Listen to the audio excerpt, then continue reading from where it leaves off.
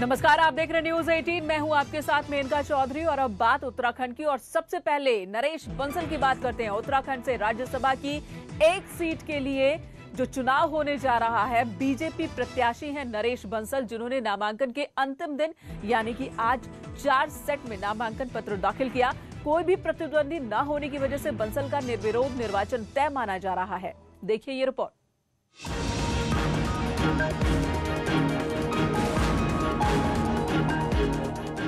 25 नवंबर को खाली होने जा रही राज्यसभा की एक सीट के लिए बीजेपी पार्लियामेंट्री बोर्ड ने सोमवार रात नरेश बंसल के नाम की घोषणा की और इसके साथ ही पिछले 50 सालों से संघ और बीजेपी से जुड़े बंसल का निर्विरोध राज्यसभा जाने का रास्ता भी तय हो गया।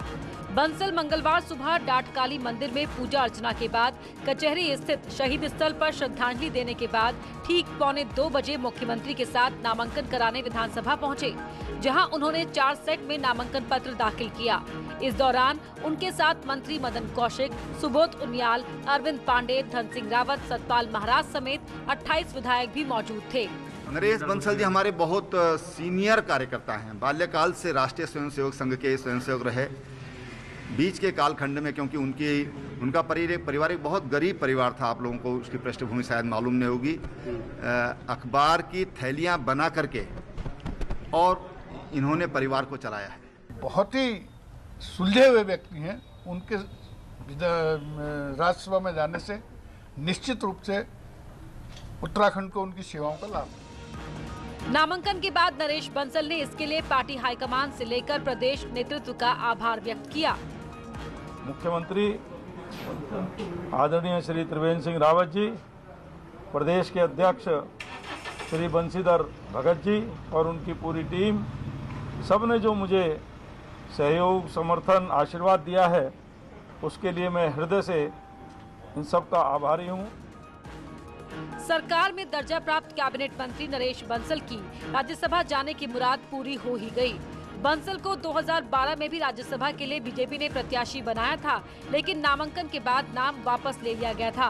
बंसल की राज्यसभा सांसद निर्वाचित होने की अब घोषणा मात्र ही बाकी है। 2 नवंबर को नाम वापसी का समय खत्म होने के बाद उनको प्रमाण पत्र दे दिया जाएगा। न्यूज 18 के लिए देहरादून से सुनील नवप्रभात की रिपोर्ट। बीजेपी ने नरेश बंसल को राज्यसभा के लिए चुना, लेकिन चुनावी चर्चा में सबसे ज्यादा विजय बहुगुणा रहे, जिनके बगावत से 4.5 साल बाद भी खाली हाथ होने पर सबसे ज्यादा खुश अगर कोई है तो कांग्रेस है। काश पुरुष के तौर पर दल बदल करके गए थे और अब भाजपा में और अपने क्षेत्र में वो भार पुरुष हो गए हैं। बागियों की बगावत पर हरीश रावत चटकारे ले रहे हैं, तंज कस रहे हैं। आखिर ले भी क्यों ना? जो विजय बहुगुणा हरीश रावत की सरकार गिराने के सूत्रधार रहे, उन्हें बीजेपी ने सिरे से नकार दिया। ये बात कांग्रेस को सुकून दे रही है। तभी हरीश रावत कह रहे हैं कि विकास पुरुष बनने वाले बागी बीजेपी में भार बन चुके हैं और कांग्रेस में एंट्री अब भूल जाएं। जिस दल बदल के खिलाफ मैं कहता था कि उत्तराखंड के लिए ये अभिशाप है और उन दल बदल को ठीक सबक मिलेगा, ऐसा मेरा मानना है। कांग्रेस के दरवाजे खुले? कांग्रेस कोई ऐसी, हम एक खुली पार्टी जरूर हैं, मगर ऐसी सराय नहीं है जहां आने जाने वालों का हिसाब नहीं रखा जाता। बीजेपी ने विजय बहुगुणा का लिस्ट में नाम भेजा, लेकिन नाम पर मोहर नहीं लगाई। हालांकि चर्चा लंबे वक्त से थी कि बहुगुणा राज्यसभा जाएंगे या कहीं गवर्नर बनेंगे। हालांकि बीजेपी का कहना है कि विजय बहुगुणा और उनके परिवार को जितना दिया वो कम नहीं है। तो जो हमारे सितारगंज के विधायक हैं, उनको वहाँ से विधायक बनाया है, उनकी बहन को सांसद बनाया है और बहुगुणा जी का हमारी पार्टी में पर्याप्त सम्मान है। हमारी वो कोर ग्रुप के सदस्य हैं। साफ है, त्रिवेंद्र सरकार के 8 मंत्रियों में 4 मंत्री विजय बहुगुणा के साथ बागी हुए नेता हैं, जबकि सतपाल महाराज पहले ही बीजेपी का दामन थाम चुके थे। ऐसे में बीजेपी के रुख और फैसलों से साफ है कि बागियों में जिसे जितना मिला वो कम नहीं है और यही बात कांग्रेस को खुश कर रही है। न्यूज 18 के लिए देहरादून से दीपांकर भट्ट की रिपोर्ट। तो हरक सिंह रावत हो या फिर बहुगुणा हो, कांग्रेस खुश है इनकी स्थिति को देखकर। इधर ऋषिकेश से बड़ी खबर, जहां पर प्रयागराज रेल परियोजना का सबसे बड़ा टेंडर खुल गया। रेल परियोजना में 14.5 किलोमीटर रेल टनल का निर्माण होना है, जो देश की सबसे बड़ी टनल होगी। वहीं देवप्रयाग के सौड़ पौड़ी के जनासू में 2 रेलवे स्टेशन का भी निर्माण होना है। सभी काम 3,500 करोड़ की लागत से तैयार होने वाले हैं। वहीं टेक्निकल बिड में देश की 4 नामी कंपनियों ने हिस्सा लिया।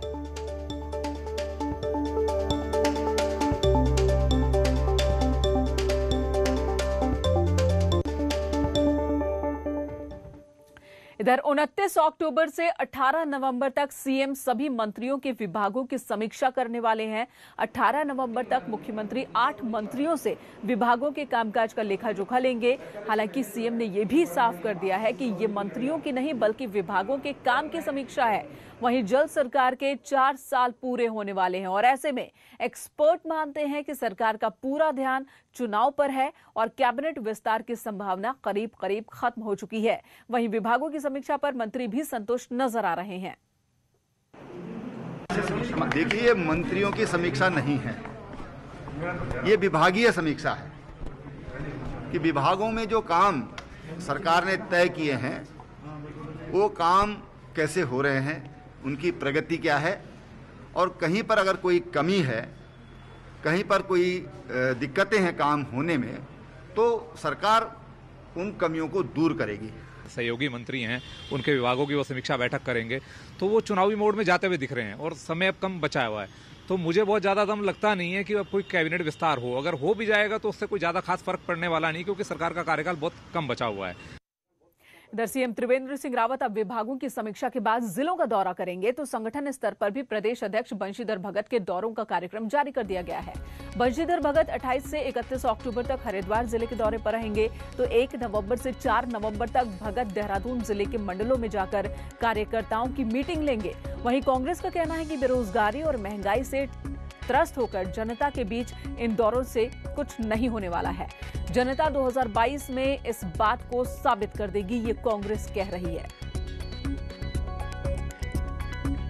अभी हमने मंडलों का जो प्रशिक्षण रखा है, इसमें हम यही बताने वाले हैं कि हर जाति, हर वर्ग, हर संप्रदाय के लोगों में हम कदम से कदम मिलाकर उनके हम साथी बने और अंतिम श्रेणी पे बैठे हुए तक को हमारा संपर्क हो, हमारे मुलाकात हो, और ताकि उसको हम बता सकें भाजपा क्या है और भाजपा के लिए उससे निवेदन कर सकें। बीजेपी कुछ कहती रहे कि प्रभारी मंत्री अपने क्या नाम है जिलों के प्रभार में जाएं, मुख्यमंत्री जी जो है वो गांव में रात बिताएंगे और उनका संगठन ये काम करेगा, लेकिन क्या लेके जाएंगे आप? आज लोग सरकार से पूछ रहे हैं कि इस बढ़ती हुई महंगाई से कैसे निजात मिलेगी, इसका जवाब है सरकार के पास। तो कांग्रेस पूरी तरह से हमलावर है, खासकर महंगाई के मुद्दे को लेकर। कांग्रेस के प्रदेश प्रभारी मंगलवार से उत्तराखंड के दौरे पर पहुंचे। प्रभारी बनने के बाद पहली बार देवेंद्र यादव उत्तराखंड पहुंचे। 3 दिन में प्रदेश प्रभारी 15 मीटिंग करेंगे। वहीं पहले दिन प्रदेश प्रभारी ने प्रीतम सिंह, हरीश रावत और नेता विपक्ष इंदिरा हृदयेश के साथ मीटिंग की। देवेंद्र यादव ने साफ कह दिया कि जो भी कार्यकर्ता पार्टी के लिए काम करेगा वो सम्मानित होगा और जो नहीं करेगा उसे कोई दूसरा रास्ता देखना पड़ेगा। कांग्रेस के नए प्रदेश प्रभारी देवेंद्र यादव का पहला उत्तराखंड दौरा और न्यूज 18 में एक्सक्लूसिव है। देवेंद्र यादव किस उम्मीद के साथ उत्तराखंड आए? देखिए, सबसे पहले तो मैं नमन करना चाहूँगा इस देवभूमि को, क्रांतिकारियों की इस भूमि को और मेरी होने वाली कर्म भूमि को। तो सबसे पहले नमन करते हुए मैं यही आज का जो कार्यक्रम बना है, खासतौर से परिवार में बैठ के चर्चा करने का कार्यक्रम है। अपने परिवार को इकट्ठा रखकर परिवार में क्या समस्याएं हैं, क्या दिक्कतें हैं, किस तरीके से आगे का रास्ता प्रशस्त करना है, उसी सब के लिए आज का ये कार्यक्रम हमने रखा है। पर आप दिल्ली से आते हैं जहां केजरीवाल की पार्टी पूरी सत्ता में बहुमत के साथ है, ऐसा ही बहुमत यहाँ बीजेपी के पास 57 सीटों का है। यहाँ भी आम आदमी एंट्री करने की कोशिश कर रही है, तो आपका मुकाबला यहाँ बीजेपी और आम आदमी पार्टी दोनों से होगा? देखिए, बीजेपी की सरकार जो पिछले 4 साल यहाँ पर सत्ता में है, मैं समझता हूँ कि इससे बड़ा फेलियर नहीं हो सकता। जिस तरीके से इस पूरे प्रकरण को तो कार्यकर्ताओं में जोश भरने की कोशिश हुई। प्रदेश प्रभारी की ओर से कांग्रेस के प्रदेश प्रभारी ने सबसे पहले उत्तराखंड कांग्रेस के वरिष्ठ नेताओं के साथ मीटिंग की। मीटिंग के बाद नेताओं का क्या कहना है वो भी आपको सुनाते हैं।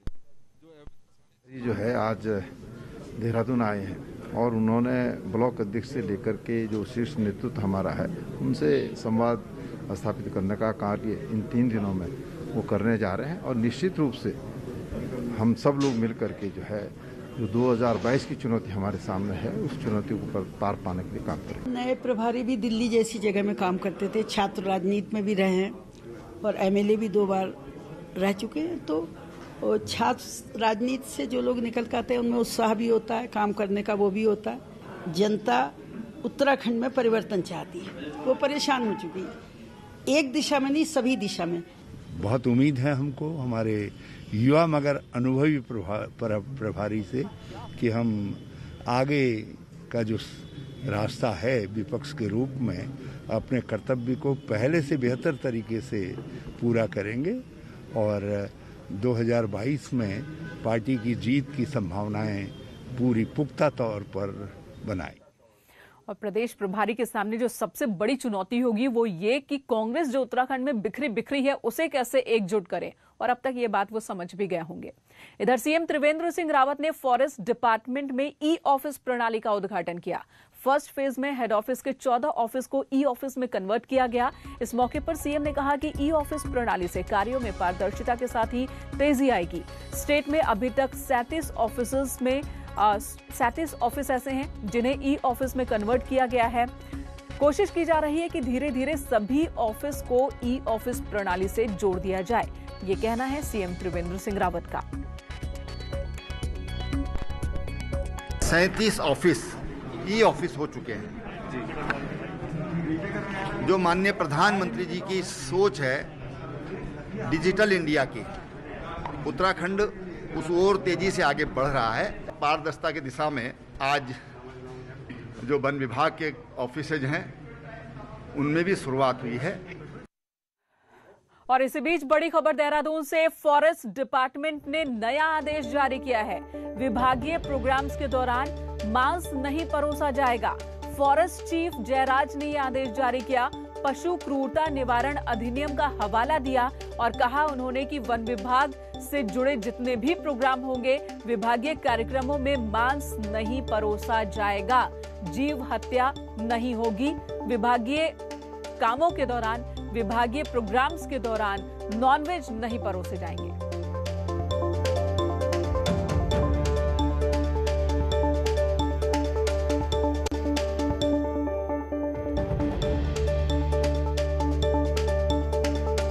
बड़ी खबर है, विभागीय प्रोग्राम में मांस नहीं परोसा जाएगा। और इसी बीच देहरादून से एक और बड़ी खबर, सीएम की अध्यक्षता में देवस्थानम बोर्ड की मीटिंग होगी। सीएम आवास में देवस्थानम बोर्ड की मीटिंग, पर्यटन मंत्री बद्रीनाथ गंगोत्री के विधायक मौजूद, बोर्ड के सीईओ, सचिव पर्यटन, वित्त भी इस मीटिंग में शामिल हो रहे हैं। तो देवस्थानम बोर्ड को लेकर मीटिंग चल रही है और ये मीटिंग बहुत ही अहम, क्योंकि देवस्थानम बोर्ड को लेकर साधु संतों में काफी नाराजगी, कई तरह के सवाल उठाए जा रहे हैं। लगातार कई दौर की मीटिंग्स पहले भी हो चुकी है, लेकिन अभी भी ये जो प्रॉब्लम है ये सॉल्यूशन तक नहीं पहुंच पाया है।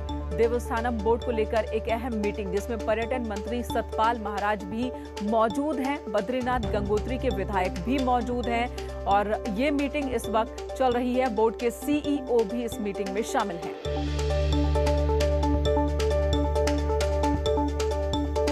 इधर केदारनाथ में पुनर्निर्माण कार्यों में तेजी लाने के लिए अब वायुसेना के मालवाहक चिनूक की मदद ली जा रही है, जिससे चलते चमोली के गौचर हेलीपैड से चिनूक ने केदारनाथ के लिए उड़ान भरी। चिनूक अपने साथ भारी मशीनों को भी ले गया। तो ये तस्वीरें देखिए, बेहद खास ये तस्वीर। अब चिनूक का इस्तेमाल हो रहा है, सेना का ये हेलीकॉप्टर जिसका इस्तेमाल दुर्गम स्थानों पर भारी सामान, खासकर सेना के लिए जो सामान होता है वो ले जाने के लिए होता है, लेकिन यहाँ पर केदारनाथ पुनर्निर्माण के दौरान इसका इस्तेमाल किया जा रहा है। खासकर भारी मशीनों को ले जाने में काफी दिक्कतें हो रही थी, लेकिन अब चिनूक के आने के बाद ये काम बहुत ही आसान और तेजी से संभव हो पा रहा है। वायुसेना का चिनूक हेलीकॉप्टर है और ये गौचर हवाई पट्टी से केदारनाथ को ट्रैक्टर, जेसीबी मशीन्स और ट्रक के पार्ट्स को ले जाएगा और केदारनाथ में उसको असेंबल करके वहाँ पे जो निर्माण कार्य चल रहे हैं उनको गति देगा और जल्दी से जल्दी वहाँ के निर्माण कार्य को पूर्ण कराएगा। खबर देहरादून से, जहां सूर्याधार बैराज परियोजना में बड़ी गड़बड़ी सामने आई है। बताया जा रहा है कि बिना शासन की अनुमति के ही बांध की ऊंचाई बढ़ा दी गई। वहीं स्वीकृत राशि से 12 करोड़ से ज्यादा खर्च कर दिए गए। हालांकि ज्यादा खर्च होने के बाद भी प्रोजेक्ट का काम अभी भी पूरा नहीं हो पाया है। बांध से 18 गांवों की 1287 हेक्टेयर जमीन की सिंचाई होनी थी और 33,000 से ज्यादा घरों को पानी मिलना था। मामला सामने आने के बाद अब सिंचाई मंत्री सतपाल महाराज ने विशेष जांच के आदेश दिए हैं। स्वीकृत राशि से 12 करोड़ रुपया ज्यादा खर्च कर दिया गया बिना अनुमति के ही।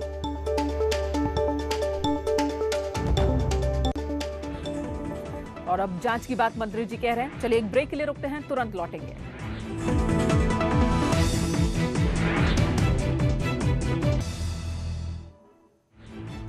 चलिए बुलेटिन में बात कर लेते हैं कोरोना अपडेट की। राज्य में कोरोना के 213 नए केस सामने आए हैं। कुल केस 60,900 के पार है। एक्टिव केसेस की संख्या इस वक्त पूरे प्रदेश में 3,800 है। 6 मौत के बाद कुल आंकड़ा 1,007 इस वक्त पहुंच चुका है। देहरादून जिले में कोरोना के 58 केस सामने आए।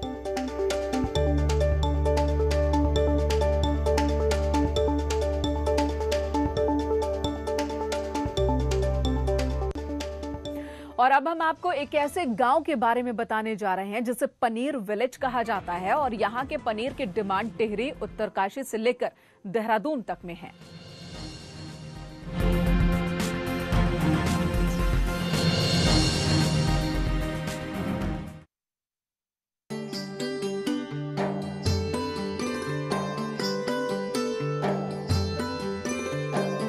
टिहरी के जौनपुर ब्लॉक के रौतू की बेली गांव की पहचान एक पनीर गांव के रूप में होती है और अब इसे पनीर विलेज कहा जाता है। करीब 250 परिवार वाले गांव के 75% लोग पनीर बनाने का काम करते हैं। ग्रामीण हर दिन 50 से 70 किलो तक पनीर का उत्पादन कर रहे हैं, जो दोपहर होने से पहले ही बिक जाता है।